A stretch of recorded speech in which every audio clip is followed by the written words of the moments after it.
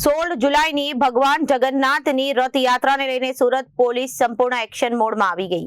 શહેરમાં યોજાનારી કુલ 8 શોભાયાત્રાઓ માટે કુલ 5,500 થી વધુ પોલીસ અને હોમગાર્ડ જવાનો તૈનાત રહેશે.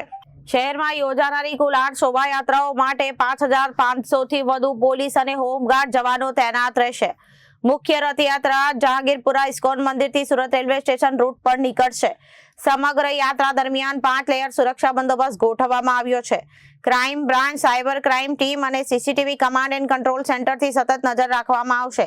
પોલીસ બોડી વાન કેમેરા સાથે ફરજ બજાવશે, જ્યારે વિશેષ કંટ્રોલ રૂમ પણ કાર્યરત રહેશે. રથયાત્રાના રૂટનું નિરીક્ષણ પૂર્ણ કરી આયોજકો અને શાંતિ સમિતિ સાથે બેઠક યોજાઈ છે. ડોક્ટર કરણરાજ વાઘેલાએ નાગરિકોને અફવાઓથી દૂર રહેવા અને પોલીસને સહકાર આપવા અપીલ કરી છે. શાંતિપૂર્ણ અને સુરક્ષિત રથયાત્રા માટે સુરત પોલીસે તમામ તૈયારીઓ પૂર્ણ કરી દીધી છે.